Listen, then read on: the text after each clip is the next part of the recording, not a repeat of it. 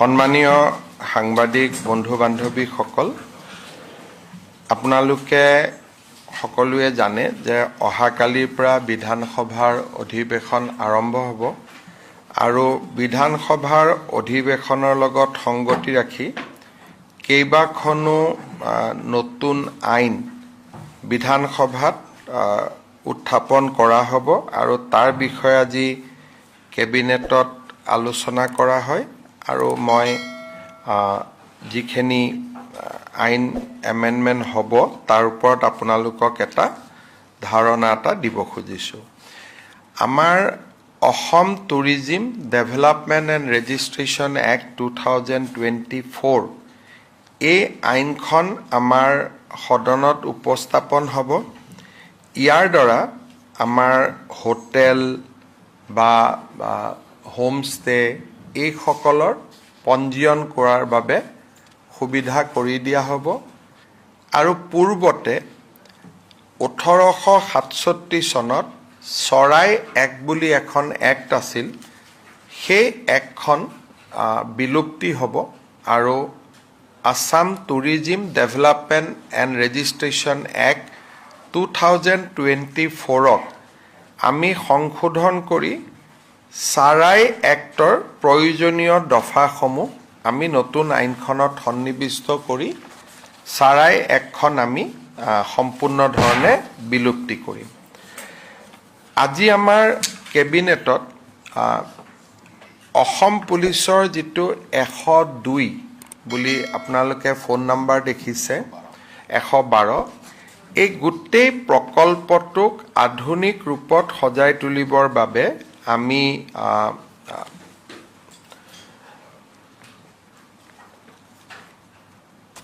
97.90 কোটি টকাৰ অনুমোদন দিওঁ। এই আঁচনিটো এনেকুৱা হ'ব যে 200খন পুলিচৰ ভেন থাকিব। পুলিচ ভেনত সাব ইন্সপেক্টৰ এজনৰ নেতৃত্বত সেই পুলিচ ভেনখন থাকিব। 112ৰ এটা কল চেণ্টাৰ থাকিব, যিটো কল চেণ্টাৰ আমি দেৰগাঁৱত প্ৰতিষ্ঠা কৰিম, লাচিত বৰফুকন একাডেমীত।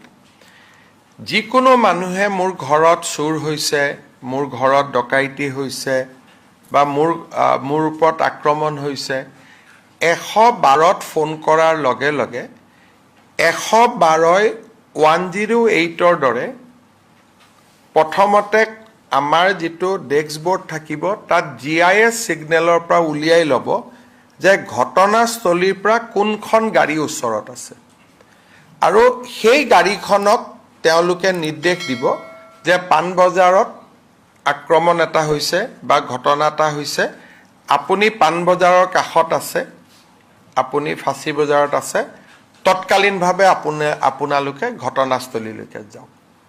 তাৰমানে মোবাইল পুলিচ ষ্টেচন এটা হ'ব, 200টা মোবাইল পুলিচ ষ্টেচন, য'ত নেকি 112ক ফোন কৰাৰ লগে লগে তাৰ পৰা অপাৰেটৰে ইনষ্ট্ৰাকশ্যন দিব আৰু পুলিচ ষ্টেচন বা পুলিচ গাড়ীকেইখন ঘটনাস্থলীত গৈ উপস্থিত হ'ব। এই গোটেই কামটো কৰিবৰ কাৰণে আমাক 1000জন ড্ৰাইভাৰ লাগিব, 200খন গাড়ী কেইবাটাও শ্বিফ্টত হ'ব, 200খন গাড়ী লাগিব, আমাক ছফ্টৱেৰ লাগিব আৰু কণ্ট্ৰল ৰুমত এনি টাইম বহি থাকিবৰ কাৰণে 200গৰাকী ল'ৰা ছোৱালী লাগিব। এই গোটেই প্ৰকল্পটো আমি ৰূপায়ণ কৰিম আৰু তাৰ বাবে 100 কোটি টকা আজি কেবিনেটত অনুমোদন দিয়া হৈছে। এনেধৰণৰ আধুনিক 112ৰ সেৱা উত্তৰ প্ৰদেশ আৰু তেলেংগানা চৰকাৰে খুব ভালকৈ ৰূপায়ণ কৰি আছিলে। আমি এই সেৱাটো এতিয়া অসমতো আৰম্ভ কৰিম আৰু 112ত যেতিয়া কোনোবাই ফোন কৰিব, যদি মেডিকেল আৰ্জেঞ্চি হয় 112ই নিজে নিজে 108ক ফোন কৰি দিব। যদি ফায়াৰ ইমাৰ্জেঞ্চি হয় 112ই ফায়াৰক জনাই দিব। তাৰমানে এইটো হোম, পুলিচ, ফায়াৰ ব্ৰিগেড, স্বাস্থ্য তিনিওটা বিভাগত ইয়াত এটা এই 112ৰ জৰিয়তে এটা সমন্বয় সাধন কৰা হ'ব। তাৰমানে তেওঁ ভুক্তভোগীজনে 3টা ফোন কৰিব নালাগে, ফায়াৰ ব্ৰিগেডত ফোন কৰিব নালাগে, এম্বুলেন্সত ফোন কৰিব নালাগে, 112ত ফোন কৰিলেই গোটেইখিনি কাম একেলগে হ'ব। কিন্তু 108ও মুকলি থাকিব, এইটো নহয় যে 108 এতিয়া বন্ধ হৈ যাব নেকি, এইটো নহয়, 108ও থাকিব। কিন্তু 112ত ফোন কৰিলে দুৰ্ঘটনা হ'লে পুলিচে নিজে নিজে 108ক কৈ দিব যে অমুক জেগাত দুৰ্ঘটনা হৈছে, আপোনালোকে এম্বুলেন্স পঠাওক। So' health, disaster response, integrated police station, আৰু এইটো 24x7 থাকিব। ৰাতি 2টা বজাতো যদি ফোন কৰে যে মোৰ ইয়াতে মাৰপিট হৈছে, ঘটনা হৈছে, ছোৱালী ওপৰত কিবা বেয়া শব্দ কোৱা হৈছে, যি ঘটনা হ'লে ৰাতি হ'লেও এই 200খন গাড়ী 24x7 ই এক্টিভ হৈ থাকিব, যেনেকৈ এম্বুলেন্স এক্টিভ হৈ থাকে। এটা মোবাইল পুলিচ ষ্টেচন টাইপ হ'ব। এইটো এটা বহুত ডাঙৰ ৰিফৰ্ম অসম পুলিচত। আজি কেবিনেটে 100 কোটি টকা অনুমোদন দিছে। ইয়াৰ লগত গাড়ীৰ দামটো নাই, গাড়ী আমি ইতিমধ্যে কিনি লৈছোঁ। আজি আমাৰ কেবিনেটত Assam minor mineral concession rules 2030খন আমি সংশোধন কৰোঁ। আপোনালোকে দেখা পায় যে অৰুণাচল, নাগালেণ্ড, মিজোৰাম বিভিন্ন ৰাজ্যৰ পৰা আমাৰ অসমলৈ শিল আহে। কিন্তু সেই শিল বালি নিজৰ ৰাজ্যত ৰয়েলটি দি আহিছেনে নাই তাক আমি চাব নোৱাৰোঁ। দ্বিতীয়তে কথা, অসমত অহাৰ লগে লগে যদি এখন ৰাজ্যত ৰয়েলটি দি নাহে, তেতিয়াহ'লে অসমৰ ব্যৱসায়ীবিলাকে ৰয়েলটি দিব লাগে, বাহিৰৰ পৰা আহিলে ৰয়েলটি নিদিয়াকৈ। গতিকে কম্পিটিশ্যনত আমাৰ ব্যৱসায়ীসকলে শিল বালি বিক্ৰী কৰিব নোৱাৰে, বাহিৰৰ পৰা আহিব। গতিকে আজি আমি এই আইনখন এমেণ্ডমেণ্ট কৰিছোঁ যে অসমত শিল বালি বাহিৰৰ ৰাজ্যৰ পৰাও আহিলেও এটা ট্ৰেনজিট ফিজ 150 টকা পাৰ স্কুৱেৰ মিটাৰ আমাৰ ৰাজ্য চৰকাৰক দিব লাগিব। আৰু অসমলৈ যি শিল বালি আহিব, নিজৰ ৰাজ্যখনত ৰয়েলটি আৰু GST দি আহিব লাগিব। বিনা ৰয়েলটি GST অসমলৈকে এই সামগ্ৰীবিলাক আহিব নোৱাৰিব। 3 নম্বৰ, আগতে আমাৰ মহলবিলাক এনেকুৱা এটা জেগাত মহল আছে যেনেকৈ বানপানী আহি গ'ল, শিল আমি নোপোৱা হৈ যাওঁ।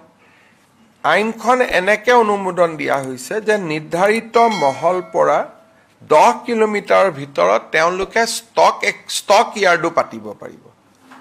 মহলটো হ'ল নদীৰ কাষত, বানপানী আহি গ'ল, আমি বালি নোপোৱা হ'লোঁ।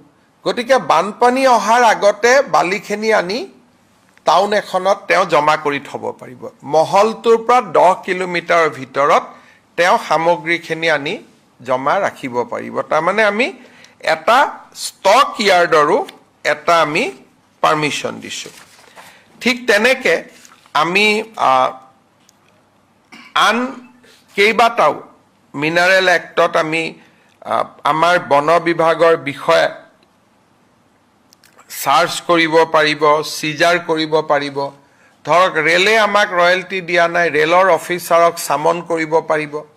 হাইৱে আমাক ৰয়েলটি দিয়া নাই, হাইৱেৰ অফিচাৰক চামন কৰিব পাৰিব। অৰ্থাৎ ৰাজহ সংগ্ৰহৰ দৃষ্টিভংগীৰ পৰা আমি একটা শক্তিশালী সংশোধন কৰিছোঁ যাতে ফৰেষ্ট ৰয়েলটিটো ফাঁকি দিয়াটো কমি যায় আৰু ফৰেষ্ট ৰয়েলটি যাতে অসমৰ বৃদ্ধি হয়।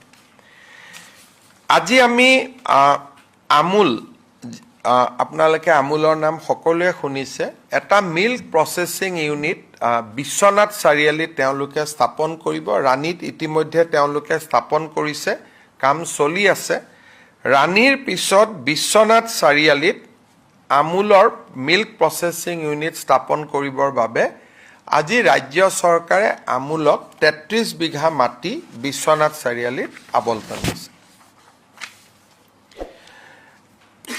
যোৱা কেইদিনমান আগত বিশেষকৈ মুখ্যমন্ত্ৰীৰ দায়িত্ব লোৱাৰ পিছতেই মই কেইটামান অষ্টেৰিটি মেজাৰ দিছিলোঁ যে আমাৰ যিহেতু ৱেষ্ট এছিয়া যুদ্ধ চলি আছে সেইকাৰণে আমি কিছু নিয়ম নীতি মিতব্যয়িতা একেদিন মানি চলিম ইয়াৰ ভিতৰত যেহেতু এতিয়া আমেৰিকা আৰু ইৰাণৰ যুদ্ধ শেষ হ'ল সেইকাৰণে ইয়াৰ ভিতৰত এটা শৰ্ত আজি আমি শিথিল কৰি দিছো আমি কৈছিলো যে চৰকাৰী অফিচাৰে ব্যক্তিগত বা চৰকাৰী কামত বিদেশত যাব নোৱাৰিব আজিৰ পৰা আমি এটো কৈছো যে যদি কোনোবাই নিজৰ টকা পইচাৰে বিদেশত যাব পাৰিব আৰু যদি চৰকাৰৰ কিবা জৰুৰী কামত বিদেশত যোৱাৰ প্ৰয়োজন হয় ট্ৰেইনিং প্ৰগ্ৰাম আদি ইয়াৰ যেটো আমি বন্ধ কৰিছিলো আজি আমি হেতু প্ৰত্যাহাৰ কৰিছো যেহেতু ওয়েস্ট এছিয়ান ক্ৰাইসিসটো বৰ্তমান নাই আৰু বহুত মানুহে ব্যক্তিগতভাৱে কোনো কাৰোবাৰ লৰা বাহিৰত পঢ়ি আছে আন কিবা আছে যাবৰ কাৰণে আবেদনো কৰি আছিল যোৱা দুমাহ আমি কাকো অনুমতি দিয়া নাছিলো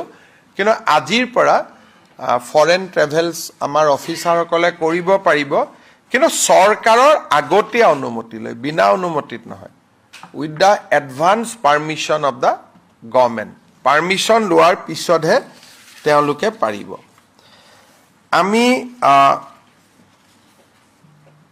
ৰাজ্য চৰকাৰে সেন্ট্ৰেল এক্টৰ লগত সামঞ্জস্য ৰাখি the Assam shops and establishment একখন আজি সংশোধনৰ প্ৰস্তাৱ আজি আমি অনুমোদন কৰোঁ ঠিক তেনেকে মাইক্ৰ স্মল আৰু মিডিয়াম এন্টাৰপ্ৰাইজৰ সহায় কৰিবৰ কাৰণে আমি এখন আইন আজি অনুমোদন কৰোঁ Assam micro small and medium enterprise facilitation of establishment and operation bill 2026 এইখনৰ মতে ক্ষুদ্ৰ উদ্যোগসকলে গভৰ্ণমেণ্টৰ কোনো অনুমতি নোলোৱাকৈ প্ৰথম 3 বছৰ উদ্যোগ স্থাপন কৰিব পাৰিব পাৰমিশনৰ কাৰণে ৰখি থাকিব নালাগে তেওঁলোকে নিয়মখিনি মানি এপ্লিকেশনখন কৰিব এপ্লিকেশন আহক বা নাহক চৰকাৰে অনুমোদন দিয়ক বা নিদিয়ক তেওঁলোকে কাম আৰম্ভ কৰিব পাৰিব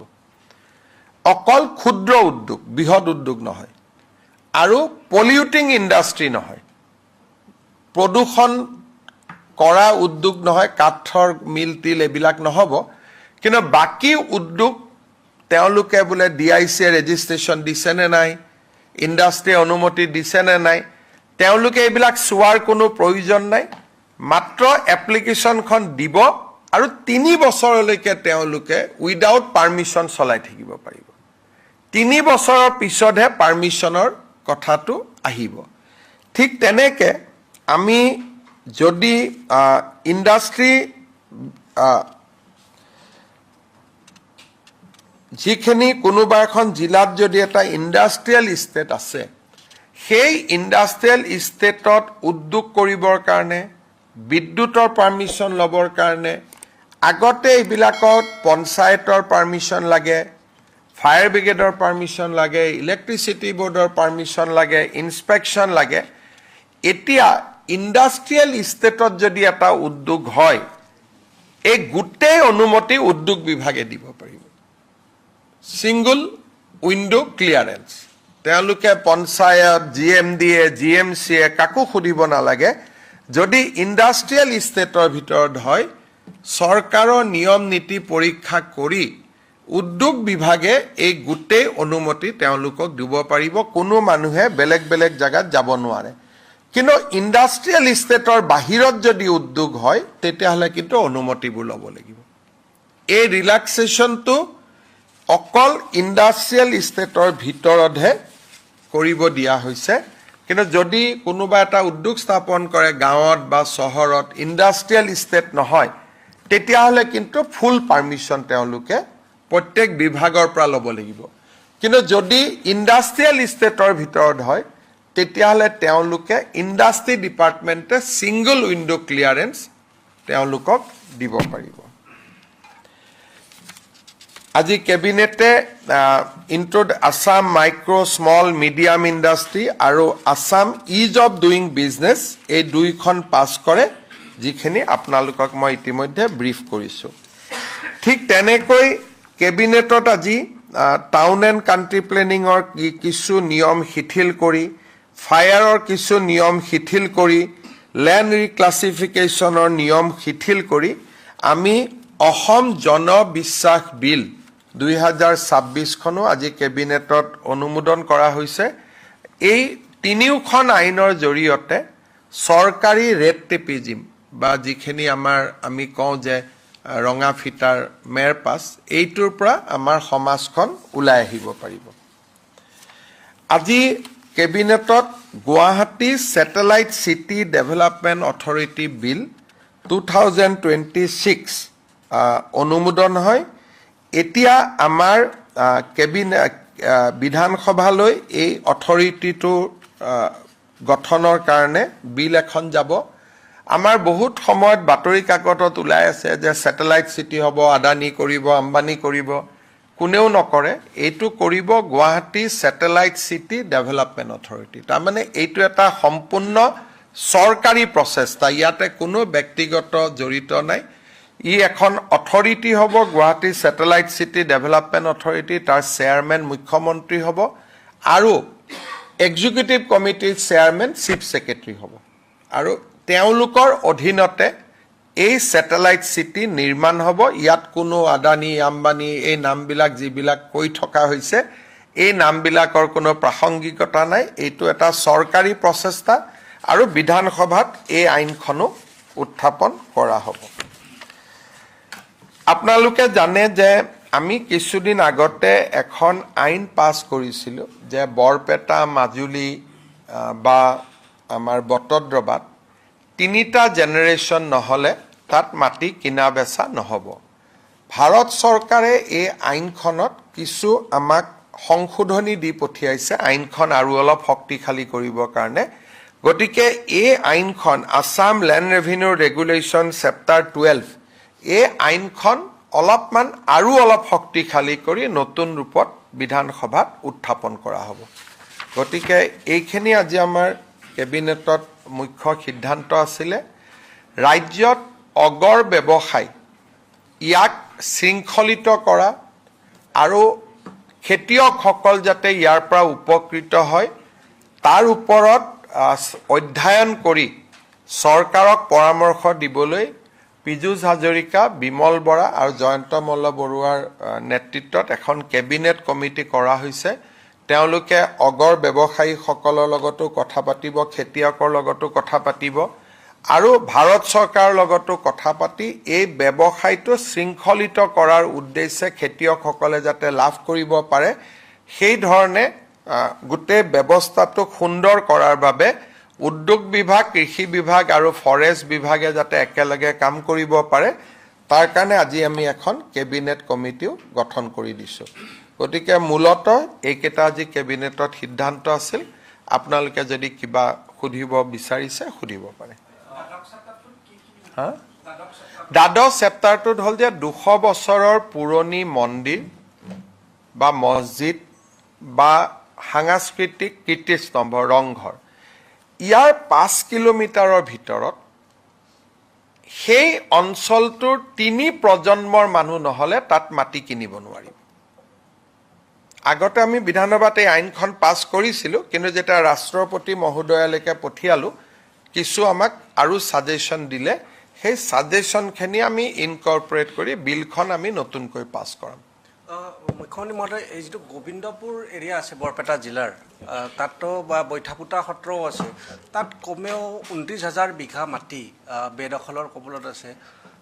আমি বেদখলৰ বিৰুদ্ধে আমি যুদ্ধ কৰি আছোঁ আৰু আমাৰ নিৰ্বাচনী ঘোষণাপত্ৰটো আছে আৰু সেই সম্পৰ্কে আমি কাম কৰিয়ে থাকোঁ। আপোনালোকৰ সহযোগিতা বিচাৰিছোঁ আৰু আমাৰ এভিকশ্যনটো চলি থাকিব। আজিও মই এখন টুইটাৰত ফটো দিছোঁ যে 3 বছৰ আগতে আমি এভিকশ্যন কৰিছিলোঁ, এতিয়া সেই গোটেই জেগাটোত হাতী ভৰি গৈছে। গতিকে মই ভাবোঁ যে আপুনি আজি যিটো স্পিৰিটত মোক প্ৰশ্ন কৰিছে, যদি আমি তাত উচ্ছেদ অভিযান হাতত লওঁ আপোনালোকে একেটা স্পিৰিটতে আমাক সহযোগিতা কৰিব। নিশ্চিতভাৱে এই ক্ষেত্ৰত ND24ৰ মুখ্য সম্পাদক ৰাজদীপ বাইলুং বৰাই নিজে ইয়াত মই ক'লো নহয়, ৰাজদীপ বাইলুং বৰাইতো ছাপৰ্ট কৰিব, কিন্তু আন দুখনে আকৌ সমালোচনা কৰিব। গতিকে এটা সাংবাদিকৰ মাজতো যদি এটা একতা থাকে, ইউনিটি থাকে যে এভিকশ্যনত আমি চৰকাৰক সমৰ্থন কৰিম, তেতিয়াহ'লে ভাল হ'ব।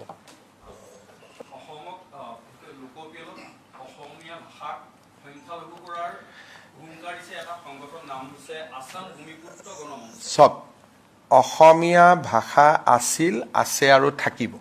যেনেকৈ আজিৰ দৰে আছিল তেনেকৈ থাকিব। লোকপিয়লত যি হওক নহওক এইটো কথালৈ অসমীয়া মানুহক কোনেও ব্লেকমেইল কৰিব নোৱাৰে। যি ধৰণে অসমীয়া ভাষা আছিল, আছে আৰু থাকিব। লাগিলে ভাৰত চৰকাৰে সংবিধান সংশোধন কৰি ক'ব যে অসমৰ চৰকাৰী ভাষা অনন্ত কাললৈ অসমীয়া হৈ থাকিব। সিমানখিনি কৰাৰ মোৰ সাহস আছে, আমাৰ ইচ্ছা শক্তি আছে। সেইকাৰণে অসমীয়া ভাষাক লৈ কোনেও যাতে অসমীয়াক ব্লেকমেইল নকৰে তাৰ কাৰণে মই অনুৰোধ জনাম। মুখ্যমন্ত্ৰী মহোদয় এই ছেটেলাইট টাউনশ্বিপক লৈ ৰাণীত যিটো আন্দোলন প্ৰায় সদায় হৈ থকাৰ নিচিনা হৈছে, আজিতো 16খন গাঁৱততো ছেটেলাইট টাউনশ্বিপ কৰিব খোজাই হোৱা নাই। যি ছেটেলাইট টাউনশ্বিপ হ'ব তাৰ মাটিও আমি ল'লোঁ, তাৰ কামো চলি আছে। আজিও অলপ পিছত মোক মানুহে লগ কৰিব আহিব। যিটো জেগাত টাউনশ্বিপ হ'ব তাততো সেইটোতো মোৰ সমষ্টিত হ'ব, তাততো কোনো গণ্ডগোল নাই। এয়াৰপৰ্টৰ আগত পিছত হ'ব, তাততো কোনো মানুহেতো আপত্তি কৰা মোকতো, মইতো গাঁৱত গৈ থাকোঁ, মোৰে নতুন সমষ্টি, এজন মানুহেওতো মোক আপত্তি কৰা নাই। এতিয়া দূৰ দূৰলৈকে কোনোবা মানুহে লগাই দিছে যে ইয়াত ছেটেলাইট চিটি হ'ব, তাতে আন্দোলন হৈ গৈছে। এতিয়াতো তাৰ লগতো ছেটেলাইট চিটিৰ কোনো সম্পৰ্কই নাই। আমি ইমান দূৰত গৈ ক'ৰ পৰা মাটি পাম? ৰাণীৰ লগততো আমাৰ কোনো কথাই হোৱা নাই। গোটেই ছেটেলাইট চিটিৰ সীমাটো মোটামুটি জালুকবাৰী সমষ্টিৰ ভিতৰতে আছে। গতিকে এইটো কি আন্দোলন ময়ো বুজি নাপাওঁ। সেইকাৰণে এতিয়া আমাৰ মাটি লোৱাৰ কাম প্ৰায় ৰাইজৰ সহযোগিতাত প্ৰায় সম্পূৰ্ণ হ'ব গৈ আছে।